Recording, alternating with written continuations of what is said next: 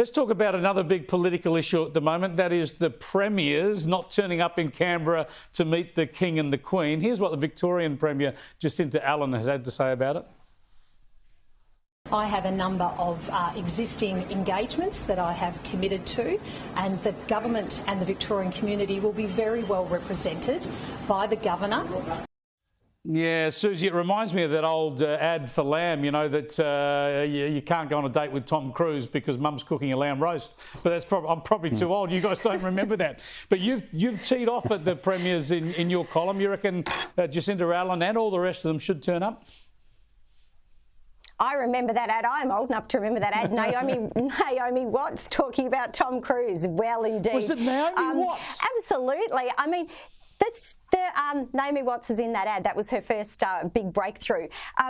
The thing is, the state premiers just sound like a miserable bunch of, honestly. I mean, people who break Tinder dates because they change their mind come up with more inventive excuses than this mob. Oh, I've got other engagements. Oh, I've got an election. Oh, we've got a cabinet meeting. Who cares about a cabinet meeting when the King is in town? He's a 76-year-old who's breaking cancer treatment to come all the way here, and the least that they can do is show him the basic respect to turn up. And I'm a Republican. I can't wait till we have an Australian head of state. But until that time, give our King and our Queen the respect they deserve. Yeah, just briefly, Stephen, I think Susie's right. I'm a Republican too, but This is the current system. You've got to show this bloke respect and respect for the system. Yeah, you salute the uniform, not the man. But this is just a classic example of our politicians governing for their Twitterati, for the echo chamber on Twitter. So they'll get a few pats on the back from their left-wing mates and Republicans on social media. But, I mean, the reality is the King, our King, is here in Australia, and, well, not yet he isn't, and they're not going to go to meet him. I mean, it's just extraordinary. Yeah. I'm even trying to get a bait to the War Memorial when he turns up there. Yeah, turn up with a Eureka flag pin on your lapel.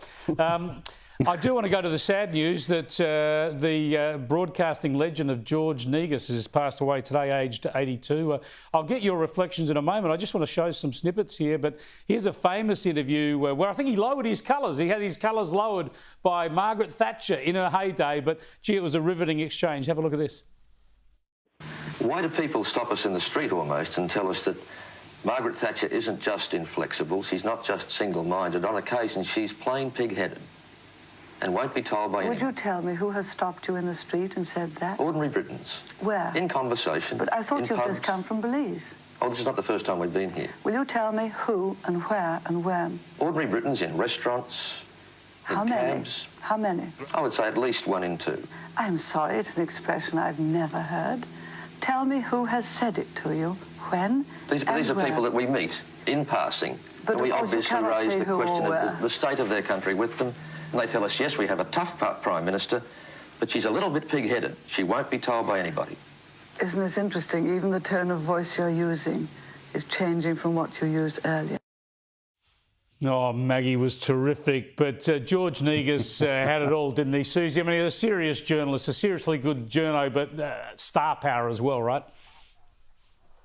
Oh my God, I've just so loved seeing the tributes to him today. There's some of the clips of him in the desert in the 1970s in that denim shirt with all the way open with the chest hair hanging out. Oh, he was sexy, but he was also a very, very esteemed journalist. And who can forget that Margaret Thatcher interview? My partner and I, he's a journalist as well, we still quote that to each other. We say, oh, somebody says, you know, you were wrong on that. And we say to each other, who says that? Tell us their names. Yes. So it's really just amazing career. So there we go. There's the clip.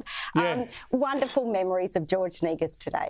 Indeed, I've used that in media training when I've trained politicians and others to handle the media. This is do what Maggie does: pin them down. Don't let them get away with these. Let's have another look. A little exchange here.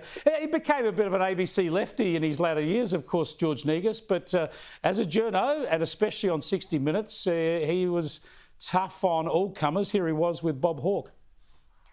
They describe you as an ex-boozer and womaniser. Ex. No, the X is definitely correct. For both. I heard your question. And that's your answer.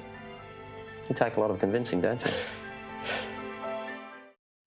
Yeah, well, history tells us, Stephen, that George Negus shouldn't have been convinced then. His scepticism was warranted. Indeed. But Look, I want to give another tribute to him. He was a passionate supporter of Australian football. I used to bump into him every now and then at this little cafe at the Sydney markets. And look, the discussions about football were a lot better than his interview with Margaret Thatcher. No two ways about that. But he was always, I won't say I knew him, we weren't mates, but occasionally we'd bump into each other there, and he was always generous with his time and a passionate supporter of a sport that I love. So great loss and a brilliant journo from a time that has passed us by, unfortunately. Yeah, it was a big time. Those guys were absolute stars. George Negus, Ian Leslie, Ray Martin. I bumped into Ray on Friday at a cafe. He's still looking good, but sad passing there of George Negus. Thanks so much for joining us, Stephen and Susie. I really appreciate it. Catch you next week.